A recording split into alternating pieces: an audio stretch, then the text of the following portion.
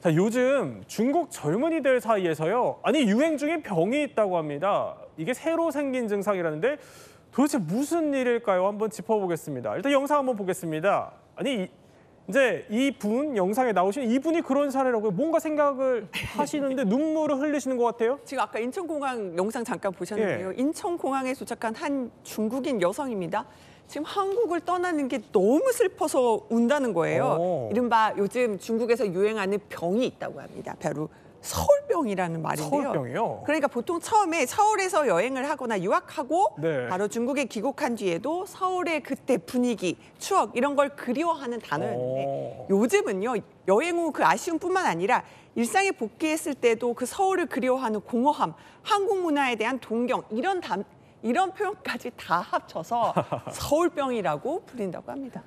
아니, 뭐 어떻게 보면 좀 과장 같긴 하지만 이게 뭐 병이라는 말이 나올 정도면 증상이 있는 거 아니에요, 그래도? 그렇습니다. 영상을 한번 볼까요? 중국인들이 굉장히 환호한 영상이라고 하는데요. 잘 보시면 저거 붕어빵 가게예요. 근데 붕어빵 판매하는 사장님이 네. 그냥 불친절하게 대하는 것이 아니라 잘 보시면 중국어로 된 이렇게 메뉴판 보고요. 또 그다음에 붕어빵이 뜨겁잖아요. 그래서 혹시라도 손이랑 입 댈까 봐 저걸 선풍기에 식혀주는 이런 영상이 중국에서 굉장히 화제라고 합니다. 네. 그리고 서울병 너무 과장이야라는 말을 할 수 있는데 그렇지 않다라고 해요. 현지에서 서울병이라는 해시태그가 달린 영상의 누적 조회수가 무려 1억 회를 넘겼다고 합니다. 그럼 도대체 어떤 걸 서울병이라고 하냐? 서울 사진을 계속 찾아본다. 혹은 예. 중국에 와서도 서울 음식을 집에서 해먹는다. 패션을 검색해서 서울 패션은 이런 것 해서 실제로 사본다. 또 이런 분도 있다고 해요. 그래요? 한국에서 나온 콘텐츠 감상하면서 한국어를 공부하는 분도 있다고 네. 하는데 뭐 서울 도심, 한강, 남산타워 이런 영상들이 중국의 SNS에 많이 올라오고 있다고 합니다. 최근 서울을 다녀온 사람들이 이런 심정을 밝히고 있다고 하는데 20대 중국인 여성의 말을 한번 들어봐도 서울병 걸릴만하다 이런 생각이 들 수도 있겠습니다. 走在首尔的街头，真的会感觉特别幸福。 자, 그런데 영상을 하나 보면요. 자, 서울 한강공원에 있는 이 놀이기구와 비슷한 뭐 저런 거라고 하는데 저런 거를 타면서 서울병을 치료 중이다 이런 사람들도 등장을 한다고 합니다. 그러니까 고국에 돌아가서까지 서울을 잊지 못하고 그러니까 서울병에 걸려서 시름시름 앓는다 이런 사람들이 속출하고 있는 건데 자, 중국 사람들 말 들어보시죠. 我本人其实也是有首尔病的，就是感觉，因为我去旅行的时候，都是一个人，然后自己走在首尔的街头的时候，确实有那种非常自由的。还想去韩国，比如说染头发呀什么的，那边的技术也比较成熟。我觉得就是去一个地方去体验它，最丰富、最成熟的文化就很好。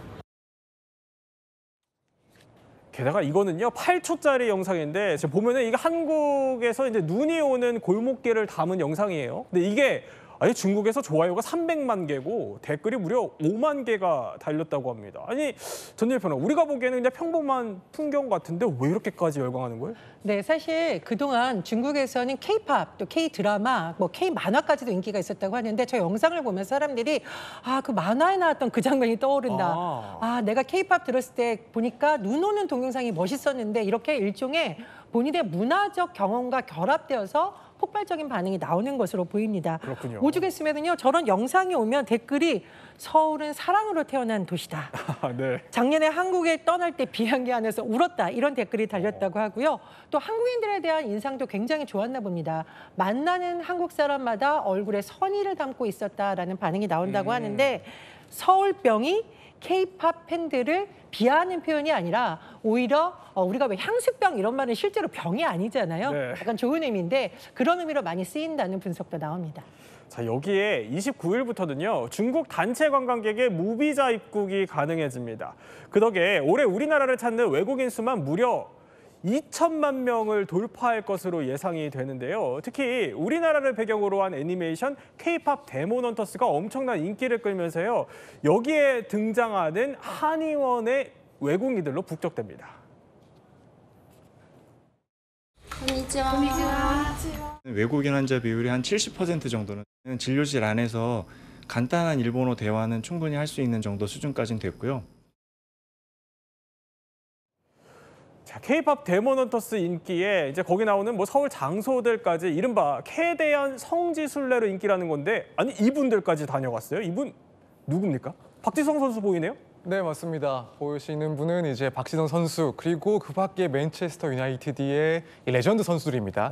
이 사진은 이 맨유의 또 다른 레전드 출신 공격수인 웨인 루니가 자기 SNS에 13일 올린 사진인데요. 여기에는 박지성 선수, 웨인 루니, 리오 퍼디난드 그리고 뭐 캐릭, 비디치, 슈바인슈타이거 등 이 레전드라고 불릴 만한 선수들이 모두 이 남산에서 촬영을 한 남산이요? 모습입니다. 네, 그렇습니다. 이 캐대언 성지라고 할 수 있는 네. 성지에서 레전드들이 모여서 함께 기념사진을 찍은 건데요. 이 루인 선수는 선수단이 다시 모였다라고 하면서 무척 반가운 마음을 드러냈습니다.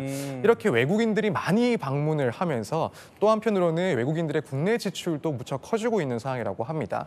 네, 그래서 여의도나 혹은 코엑스에 있는 백화점 일부에서는 외국인 매출 비중이 20%를 넘는 곳도 생겼다고 해서 네. 국내에서 이 지출도 상당히 커지고 있는 그런 상황으로 평가를 받고 있습니다. 사실 안 그래도 요즘 관세 문제 때문에 뭐 수출이 극도로 불안정해졌는데 그래도 이 그나마 반가운 소식인 것 같아요.